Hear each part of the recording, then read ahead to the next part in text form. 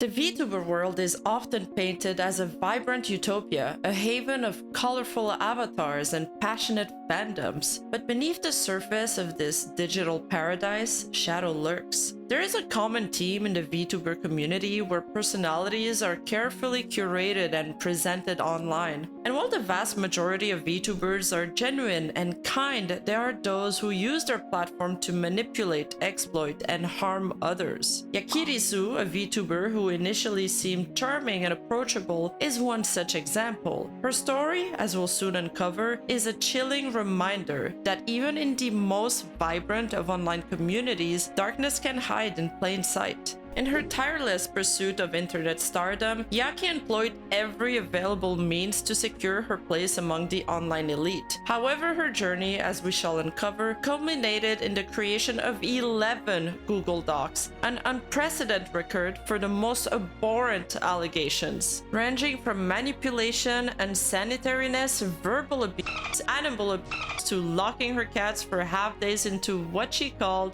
the gay baby jail.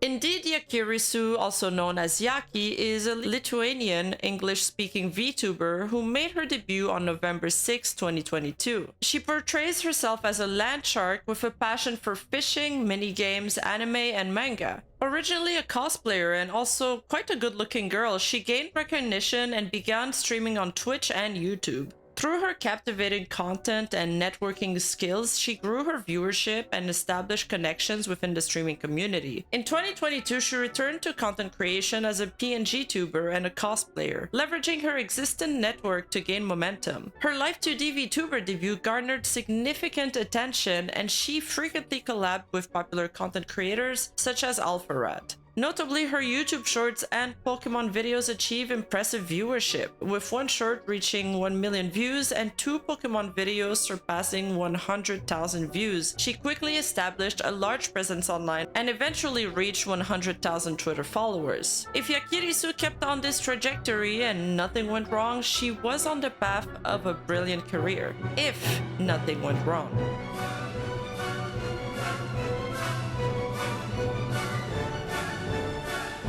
And boy, they did. The first ball dropped with a series of allegations in the form of a Google document written by a fellow cosplayer and VTuber by the name of Aruuu that would shock the community far and wide. These allegations against Yakirisu stem from a series of harrowing accounts shared by fellow content creators UltimaShadowX and Fatal. They allege a pattern of abuse, manipulation, and exploitation, a chilling portrait of a seemingly charming individual whose true nature is far more sinister. We first start by uncovering Ultima's story, who has been left deeply scarred by Yaki's abuse. To give a little bit of context, Ultima is a video editor to many high-profile content creators such as AlphaRat and even Henia the Genius. Ultima and Yaki, who were friends for years, faced challenges when Yaki's ex left, allegedly struggling financially, and as you'll see throughout this video, this is a common theme with Yaki. She implored Ultima to move in to assist her with her recovery. Ultima, eager to help, agreed and moved in. However, over time, Yaki's behavior towards Ultima became increasingly aggressive. Ultima was subjected to yelling, physical pushing, and constant pressure to pay for various expenses. From cat care, including medical treatment that saved the cat's life while Yaki extended her trip to LA for social gatherings, to a 15-year-old loan for a new house.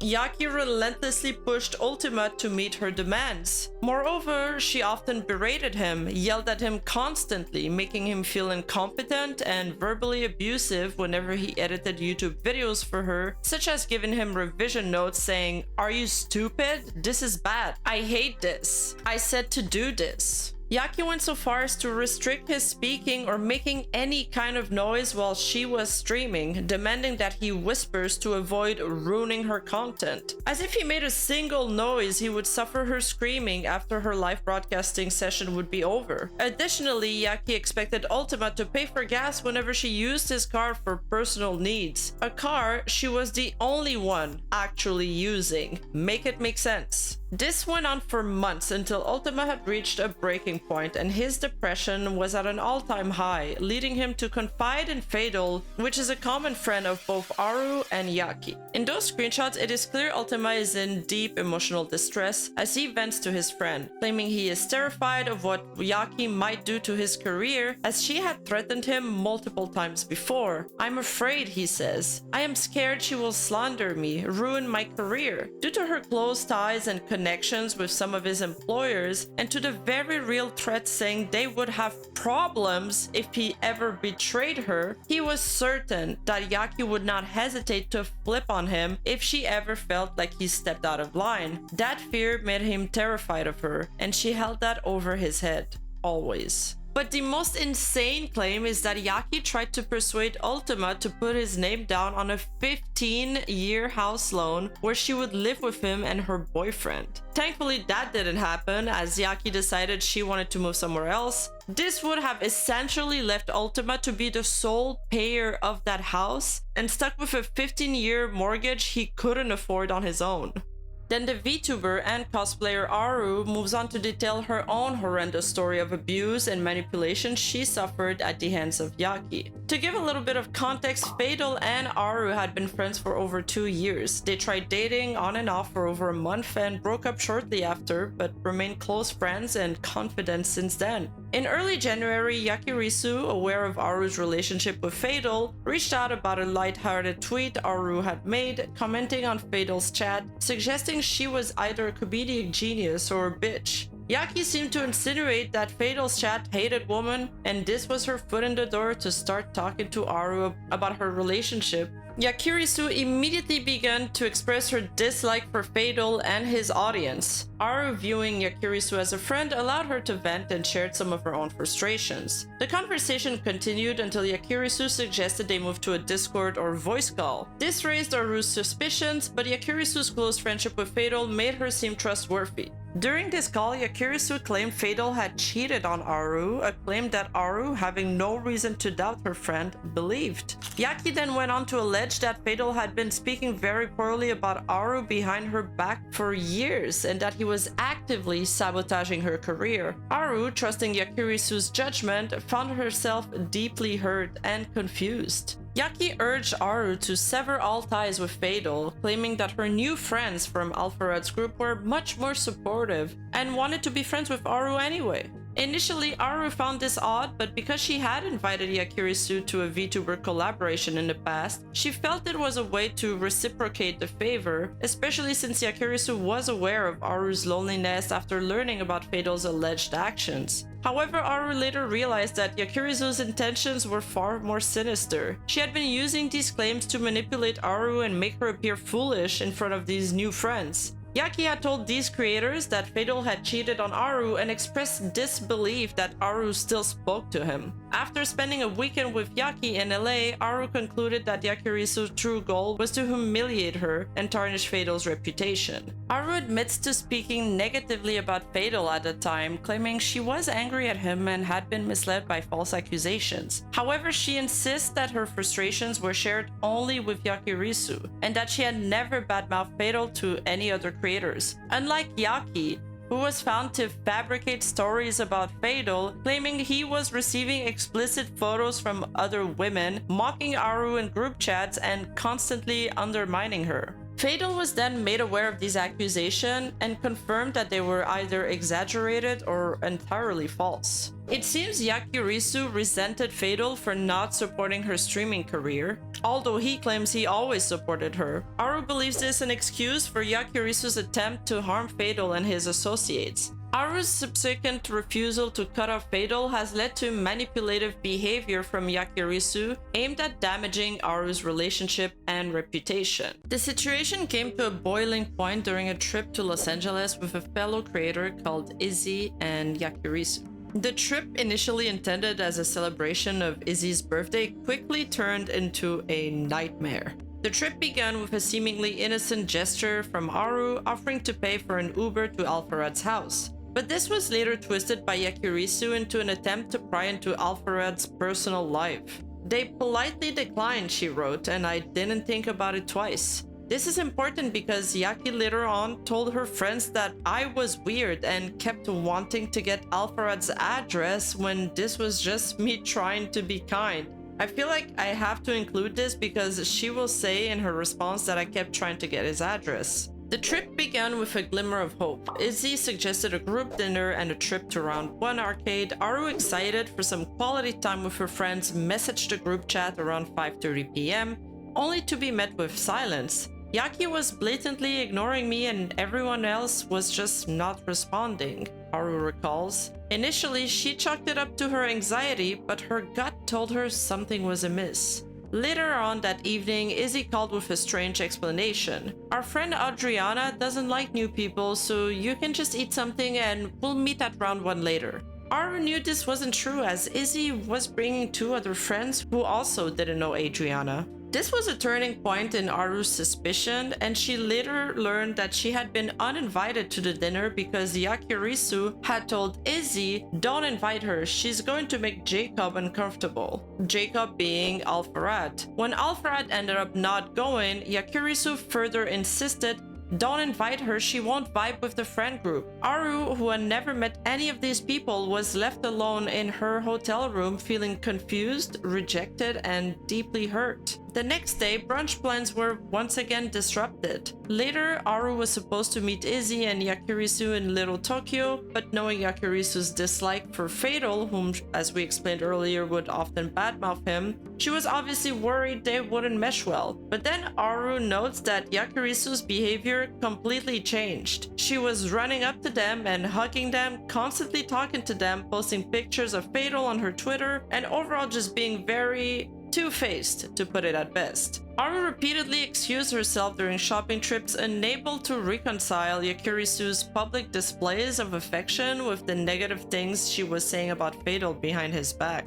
Later that night, Izzy and Yakirisu expressed guilt for not spending enough time with Aruuu and invited her to their hotel room. Aruuu agreed, but then the group insisted on stopping by their friend's house first. Aruuu found herself in a strange home, surrounded by 3 men she didn't know. Minutes later, Izzy announced their Uber had arrived and asked Aruuu to let her know when she returned to her hotel. They immediately left, leaving Aruuu alone in the house at 3 a.m. Aruuu was terrified, her anxiety and PTSD flaring, and felt deeply betrayed. She later learned that Yakirisu had specifically requested that Aruuu not be in any Ubers with them, explaining why she was constantly expected to travel alone throughout the whole trip. Now, on the last day of the trip, the group was supposed to visit the aquarium, but Aruuu was once again ghosted. Later that night, on her way to Izzy's party, Aruuu was once again left stranded in Hollywood at 11 p.m. and felt abandoned. She had no idea where she was and was completely terrified. She called Izzy and begged for someone to come and get her. Yakirisu would later put the blame on Aruuu for this. It was Aruu's fault that happened because she put the address in wrong. But Aruuu insists, "I copy and pasted the address I was given." Aruuu also learned that while she was crying, she later found out Yakirisu had been calling her passive-aggressive for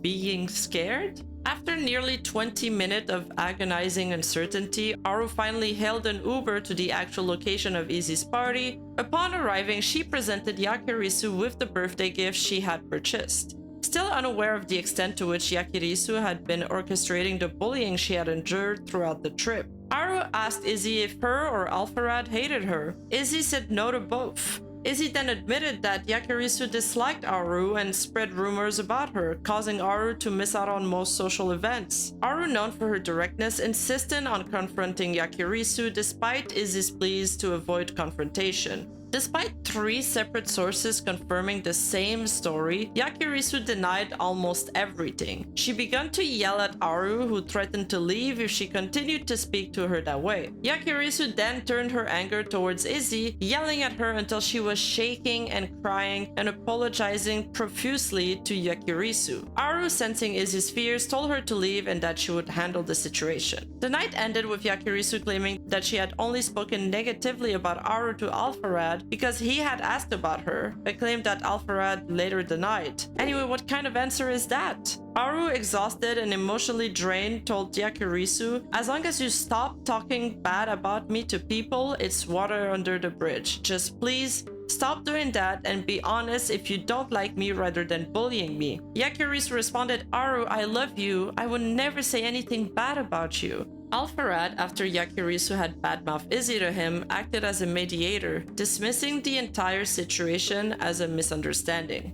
While Aruuu was alone in her hotel room, Yakirisu continued her campaign of manipulation, attempting to damage Aruu's reputation within the friend group. This pattern of behavior extended beyond Alpharad's circle, as Yakirisu spread rumors to other friends groups, leading to other content creators cutting off contact with Aruuu or even becoming cold and distant with her. Aruuu, struggling with the impact of her mental health, ultimately had to disconnect from everything. Following the trip, Alpharad reached out to Aruuu, expressing regret for the events that had transpired.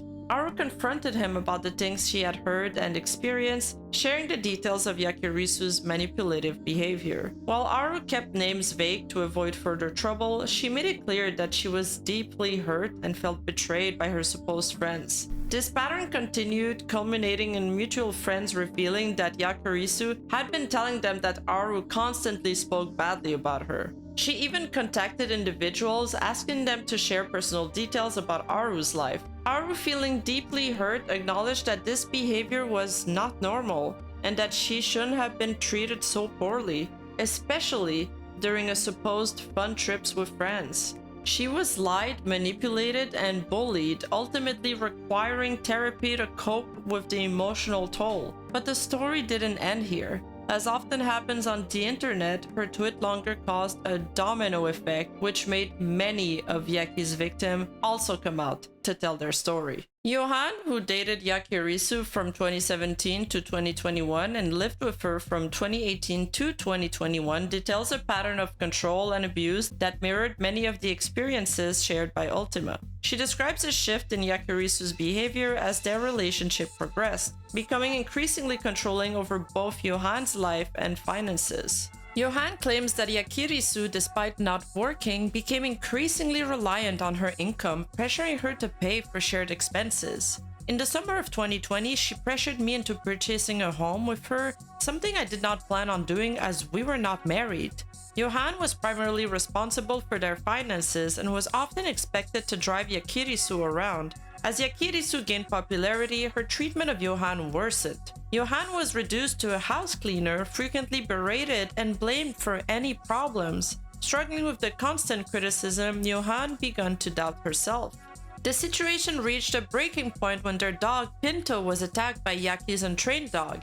Johan, burdened by full-time work and college classes, attempted to train the other dog, but Yakirisu did little to help. This led to a breakup, but the abuse didn't stop. The situation escalated when Yakirisu began dating Ruby, one of her Twitch mods. Johan was locked out of the house, physically assaulted, and forced to pay for more expenses. She feared leaving due to her parents' reaction and Yakirisu's threats to prevent her return.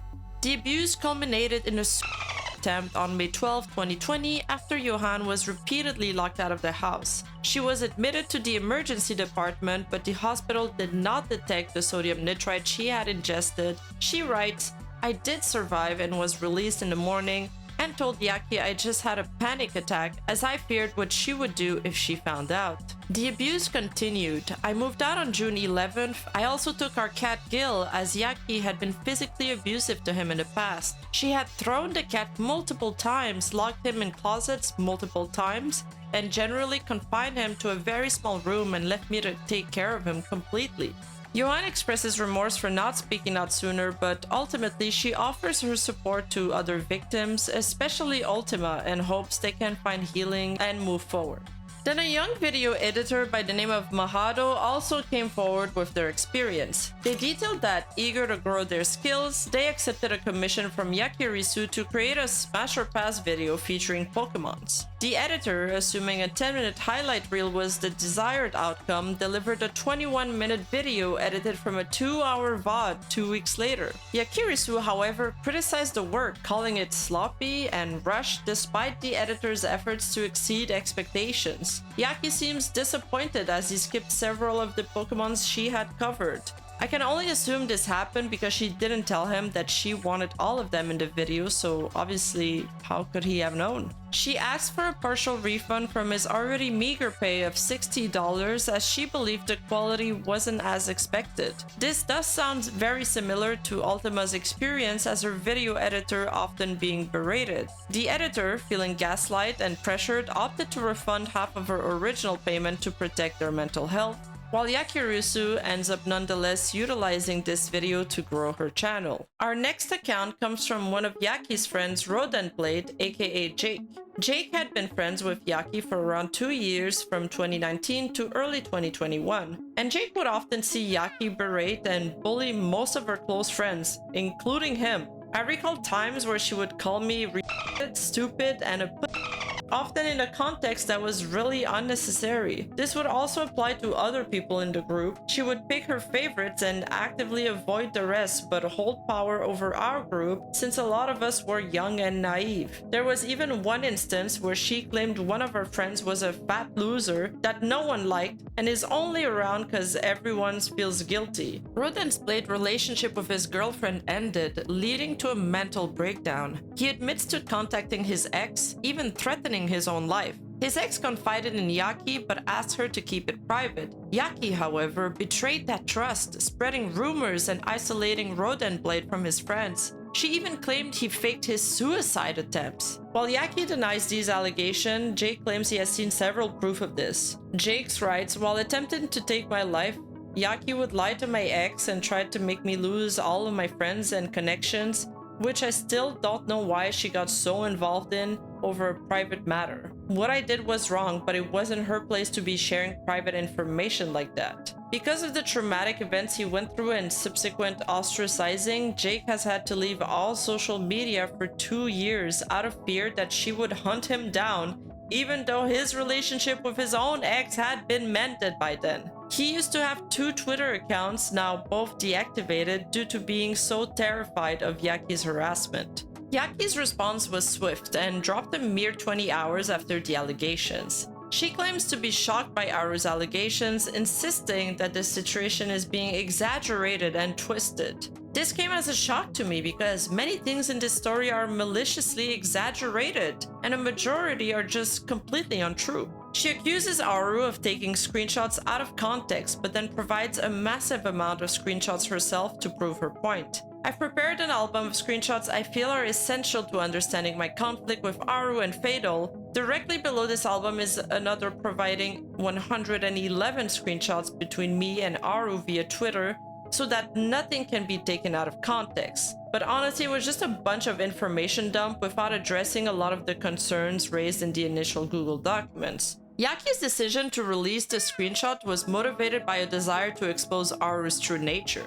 She claims Aruu's social climbing behavior made her uncomfortable, but it is obvious her primary objective was to highlight Aruu's catty and malicious side, particularly her disparaging remarks about Fatal. While this situation may not portray a pleasant image, the truth is that Yaki had deceived Aruuu, leading her to believe that Fatal had been unfaithful. Consequently, Aruuu was understandably upset with Fatal as they shared a moment of commiseration and support. Furthermore, she assigns blame to Fatal, whom she believes attempted to create animosity between her and Aruuu. Fatal's response to this was to blame both me and Aruuu and pin us against each other, which you can see me and Aruuu talk about in the screenshots provided. Aruuu was the one who came to the conclusion she was cheated on, not me.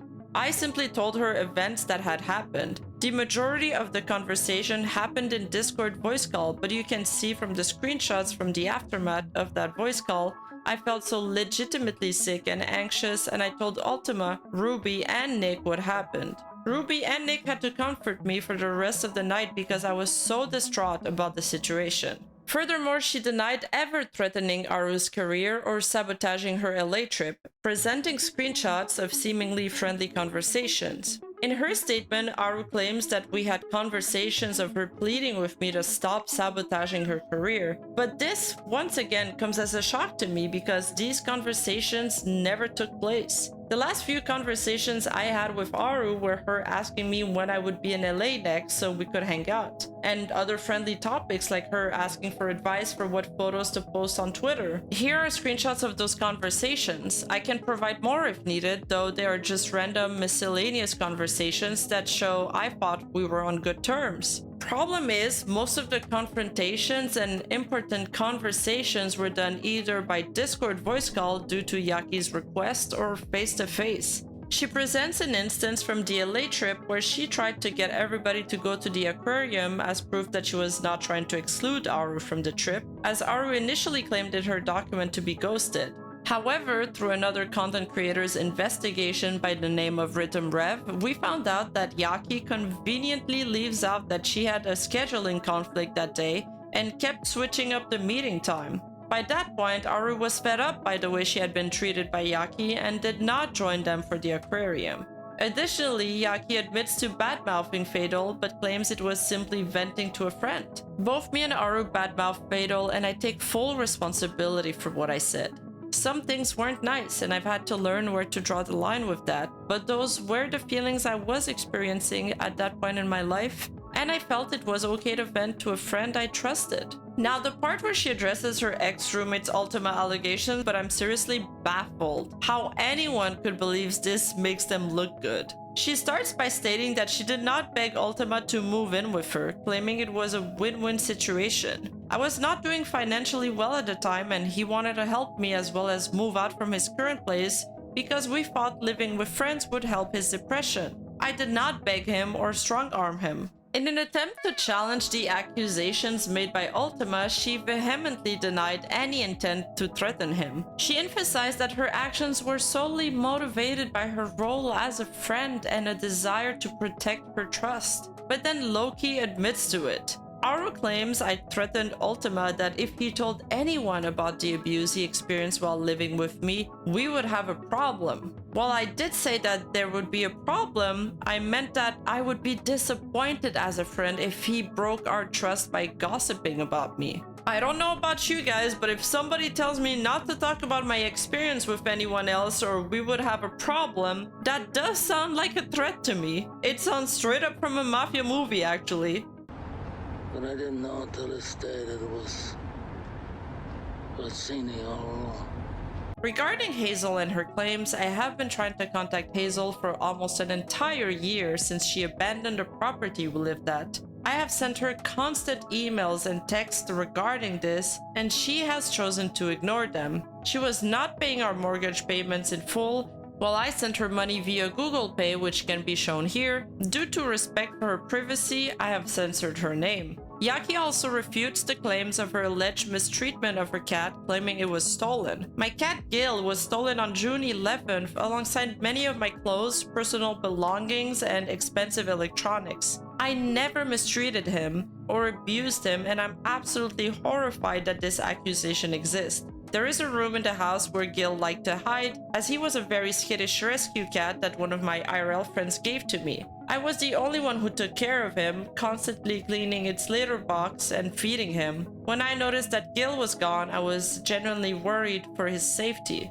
As we've seen previously, Hazel did take the cat away as she feared for his health due to him being physically abused and often confined to a very small room. And honestly, it's hard to say who's telling the truth as we don't have much evidence from both parties. Ruby, who is Yakirisu's current roommate and a witness during the incidents involving Ultima, then jumps in to defend Yakirisu as well. However, they failed to mention at any point that they were also Yakirisu's lover, thus rendering them heavily biased towards her. Essentially, he reiterates everything that Yaki had previously claimed in her document about being totally unaware of Ultima's reasons of being upset with them, and felt like these issues were never clearly communicated with them, so how could they have possibly known? He writes, I truly don't believe Yaki was ever abusive or malicious to Ultima either.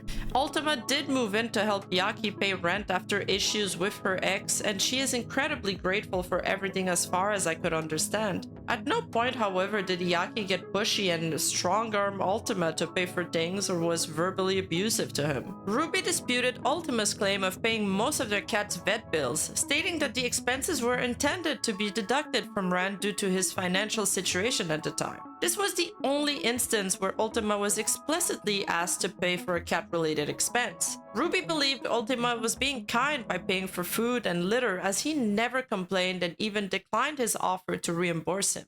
Regarding the 15-year house loan, Ruby makes it appear as though Ultima was in agreement and explained that he was the one who actually wasn't. That night, he broke down multiple times, expressing panic over the increased cost of rent. Ultima had several opportunities to back down or voice his concerns during this time, but he didn't. Allegedly, both Yakirisu and Ultima reassured him, promising to help cover his portions of the rent while he found a new job. He reiterates that at no point in time did Ultima say anything about being uncomfortable or upset with Yaki. Yaki even told Ruby that she was surprised he accepted so easily. Since they could not get a new mortgage under Yaki's name because she already had one, was so young and is self-employed, so they wouldn't give it to her. Bro, why do you need so many mortgages in the first place if you can barely afford one is my question. She pitched the idea to Ultima that he would hold the title and they'd do a different contract for rental agreements and tenancy.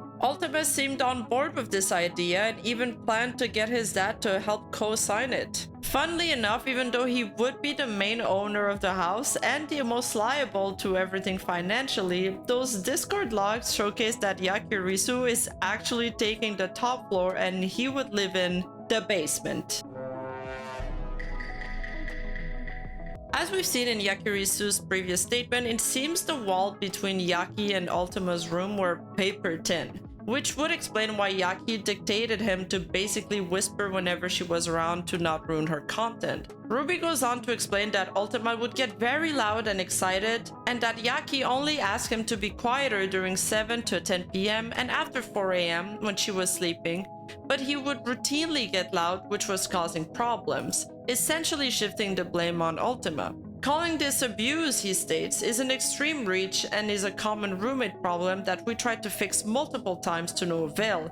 If somebody is trying to work and you are actively hurting their career by making something lower quality, understandably, there will be problems. Now, for the car bills that Ultima claimed Yaki asked him to pay for, even though she was the main driver of his car, Ruby claims that Yaki for the first 2 to 4 months would fill up the car before leaving it at the house. They would allegedly come back the next day and they would be left empty or close to empty again. Ruby claims that this was a consistent problem. It was his car. The least you could do is pay for gas if you're gonna drive it. As for the video allegations that she had Ultima edit for her, Ruby says that he helped Yaki go through the VOD and figure out all the relevant timestamps, and then had the gall to add, "We basically pulled together all of the video outside the memes, edits, and Yaki wrote the script, and the video was still delayed multiple times." Timestamping and voiceovers are not time-intensive tasks. Most YouTubers do it unless they pay their editors a lot, which I doubt she did in this case. Then Ruby moves on to address Yaki's ex Johan's statement, which probably ended up being the most viral part of all of this, for all the wrong reasons, as the evidence showcased as a defense became absolute meme material for onlookers as this controversy started blowing up on Twitter. Ruby begins by acknowledging that he doesn't know much about Johan personally, but based on what they have heard from Yaki, Johan was reportedly abusive towards her. However, he directly refutes the claim that Yaki was abusive towards her cat and asserts that they are, in fact, extremely happy. Additionally, Ruby blames Johan for neglecting household chores and overall upkeep, contradicting her claims of being used as a housemaid by Yaki. He posts pictures of their living conditions and... Bruh. Oh god, what is this?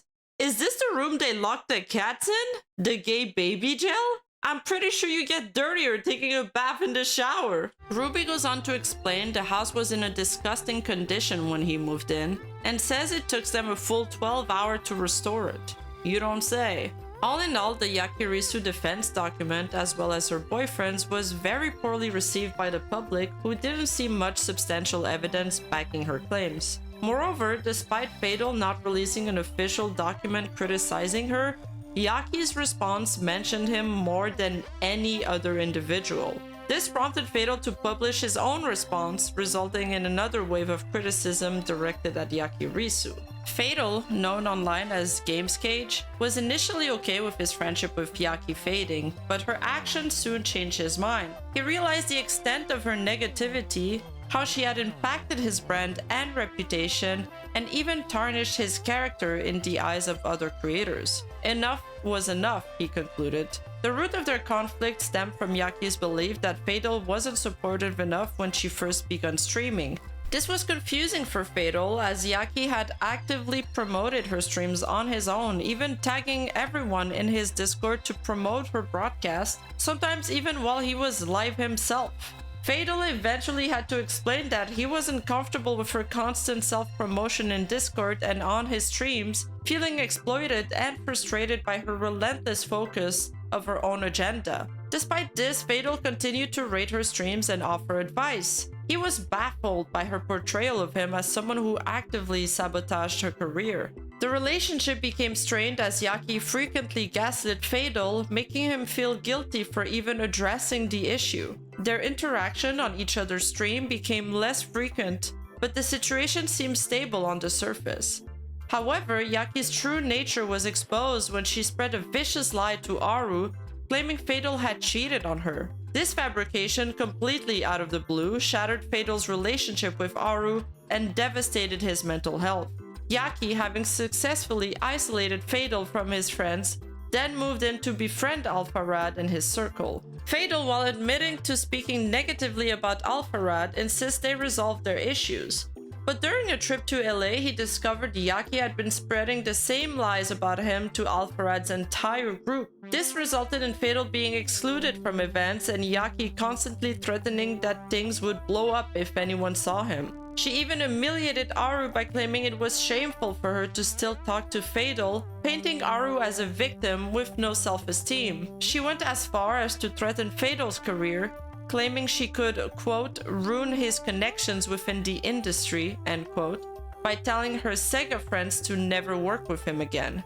This was a particularly cruel blow, as Sonic is a major part of Fatal's content. Izzy and her friends later confirmed these lies to Fatal. A month later, Fatal learned that Yaki was also abusing and exploiting Ultima. He wasn't surprised, as they had visited him in the past and he had witnessed firsthand her manipulative and controlling behavior. She would scold Ultima like a misbehaving dog, her tone condescending and patronizing. Fatal is completely disillusioned by Yaki's action and is left with lasting scars. He concludes his document by expressing unwavering support for the victims who came forward. The subsequent two accounts I will show share similar narratives, with Yaki exploiting both for financial gain with her usual lack of minimal appreciation. Let's start with Frosty. Frosty is a fan of Yakirisu's content and became a high-tier patron on her Patreon, supporting her cosplay endeavors. My experience with Yaki has been more of a detached one compared to the others, but I will say that it has still affected me mentally and physically to the point of causing me to contemplate my position and place in life, Frosty states. Frosty highlights communication and reward delivery issues on Patreon, including unfulfilled promises and angry responses to his messages, as she claimed they were either too long or that he used the inbox like DMs. She does hard sell him on higher tiers and drops hints that her costumes cost more than expected, which Frosty immediately offers to pay the difference for. Frosty also mentions being asked to become a Discord and Twitch mod for Yakirisu, a request he initially accepts out of desire to help the community. As it turns out, among Yaki's Patreon perks for her patrons is the exclusive opportunity to become a moderator. Yes, you are paying her to then work for her, for free. Oh, and that reminds me, I should probably feed my mods too. However, his experience as a mod was short-lived, as he was removed without explanation after a single stream, and accompanied with a pretty passive-aggressive message telling him that he missed the mark on, quote, every occasion. Frosty then goes on to detail how he received his Patreon reward, which cost $400, and a low-quality selfie of Yaki in her cosplay, which arrived a few months late. After delays and complications, Frosty decided to lower his Patreon tier. Since she made one cosplay per 2 months and he had subbed for a total of 5 months, she refunded him a single month, which leaves us with 2 cosplays that she owed him. One of them she had already finished, so 1 remaining. However, Yaki failed to do her maths properly, and Frosty was irked at losing $1,000 worth of rewards. And to be fair, content creators may not be the best mappers. But what happened next is way worse. Following him reducing his Patreon tier, he immediately gets blocked from Patreon for harassment and gets subsequently ostracized from about 10 different communities and Twitch chats. After inquiring to people, he gets told that it's due to parasocial tendencies and harassment. Frosty is then certain that Yakirisu is the driving force behind this. And after all, this is a signature move from her, to gatekeep people she dislikes from all of her friends group, expecting her friends to sever ties with those individuals. Frosty explains his sadness at losing these online communities where he felt comfortable and accepted. And it's messed up. Even though he might have broken some rules with her community, there's no reason for him to be ostracized from multiple communities unless he actually committed something heinous.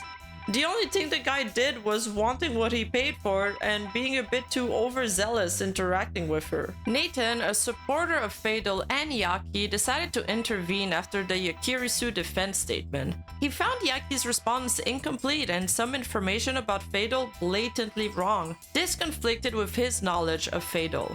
This set off a red flag, prompting Nathan to dig deeper into the story. What he uncovered was truly horrifying. He realized the depth of Yaki's manipulation, how he too had been a victim of her lies. He realized he was being taken advantage of financially, with multiple occurrences where he was helping Yaki, thinking she was in dire financial distress. With repeated gifts of thousands of dollars, each time she claimed it would be the only time she asked for his help, only to come back again asking for more just a few weeks later, either for student loan issues or because of her broken car. Only he found out later through Ultima that she had just made a down payment on her brand new car and realized he was being extorted all of this time. I just want to understand why you bothered to ask me for help at all, he writes, if you had more than enough money to buy a whole new car this whole time. I sent over $3,682.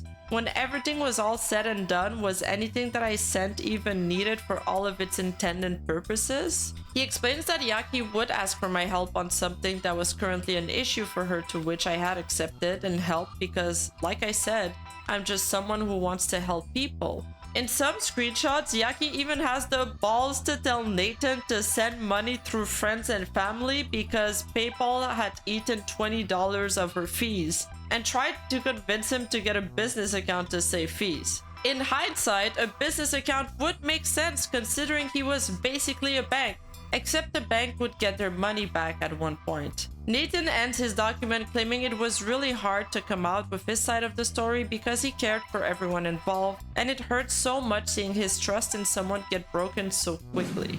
On May 31st, 2023, Tommy, a former friend of Yaki for 3 years and also her VTuber and PNG artist, has released his own statement. He created both models for free as she was struggling financially and going through a breakup at the time.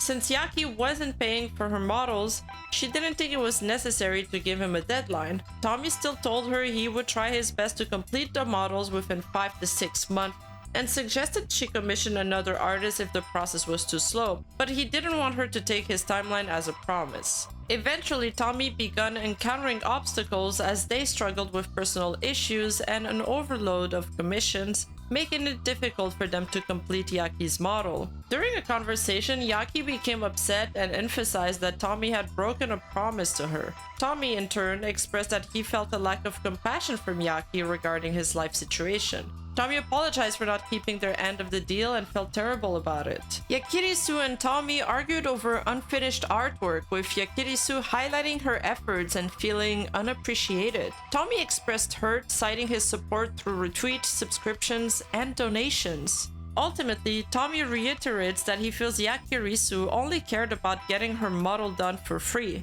And honestly, it's a little wild to belittle someone for some free art. On top of that, he expresses his disappointment at how she received a fan art of her and Garchomp he drew for her, where she responds, "Sick art, laughing at how you forgot 99% of the design though. Jeez." We move on to Sean, an old friend of Yaki who released a hilariously titled Google document called "Sir, an 11th Google Doc has hit the Yaki Towers," who tells us all about his own personal experience with Yaki, which rings eerily familiar with everyone else's. She spread malicious rumors to large creators about him using commission money on gacha games. He first puts out a tweet thread explaining his experience with Yakirisu, and that leads him to being reacquainted with Hazel, who reveals a lot more.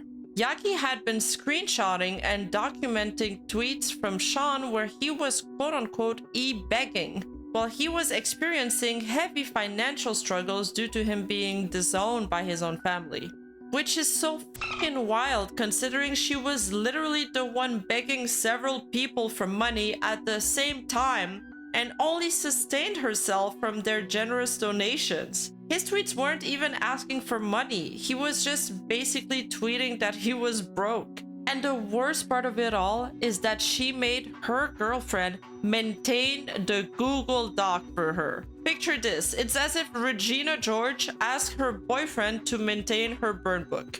And we only know this because her significant other leaked a copy of that Google Doc. You can't make this shit up. And it doesn't even stop here because she also made burner accounts to harass him and spread rumors that he hadn't finished a commission from 4 years ago. Man, the level of dedication and energy she used to try to ruin someone's life is astounding. So it turns out that not only was she a horrible person, but also a huge hypocrite, as she herself would spend copious amounts of money, and even money she was supposed to spend on rent, to get characters in gacha games. Finally, Alpharad went live on stream to share his thoughts on the whole situation. They exposed cruel and malicious behavior of Yaki, who, if you're not a stranger to the channel, you probably know that is a close friend of mine. You know, and that sucks. And at first I wanted to hear both sides, so that's why I was quiet on the beginning one. I know everyone sees this and thinks the answer is so easy to disavow someone and just shame them, and like. And a person I noticed a few bad habits or bad traits in, and thought it was just me because everyone else seems to be around. I don't know, man. Naturally, people were anxiously waiting his statement as his name had been frequently mentioned throughout the controversy. After all, he was the largest creator involved. He explains how he started off as a neutral party, wanting to hear both sides and evidence before speaking out. He seems visibly upset with the whole situation, explaining that it was just too difficult to swallow and the whole friends group was having trouble processing it and grieving. Expressing his disapproval and disappointment of Yaki, he then indicates that he would remove some videos featuring her as the main topic. He also talks about how he had to fire Ultima a few months back as his channel video editor because he just wasn't getting the work done in a timely manner, but now realizes with a tremendous amount of guilt the reason why this was happening. His condonement of Yakirisu kinda sealed the deal on her fate and delivered the finishing blow. The name she had used to climb the social ladder and strong-arm people with, the person she wanted to impress the most and had poured all of her hopes for a bright future in, had just turned his back on her. And on that fateful day of June 26, 2023, Yaki decided to terminate her online presence once and for all and deactivated her Twitter account as the story became trending on Twitter. The internet was taking turns effectively dunking on her, and her YouTube and Twitch accounts rapidly started losing subscribers and haven't stopped since then. They remained up, although inactive, and it remains uncertain whether Yaki intends to resume her activities one day or not. Yakirisu, with her carefully cultivated image of friendship and support, used her connections to silence victim and protect her own reputation. The 11 Google Docs that came out against her and the shared experiences of so many different people across the board point that she was a much different person than the content creator she appeared to be on her broadcasts. Well, unless you could advance her career, of course. Thank you for watching, and if you're looking for more VTuber deep dives, make sure to like, subscribe, and hit that notification bell. Subscribe to my second channel for more videos, or check out my Patreon for even more exclusive content. And I'll see you in the next one. In her tireless pursuit of internet stardom, how do I pronounce that? Tirelessly. In her tireless pursuit of internet stardom, she explained that Yakirisu had been physically abusive to Jill. Is it Gil or Jill? Gil. Gil? And ended up leaving. Things took turns. My brain is melting. Things took a turn for the worse.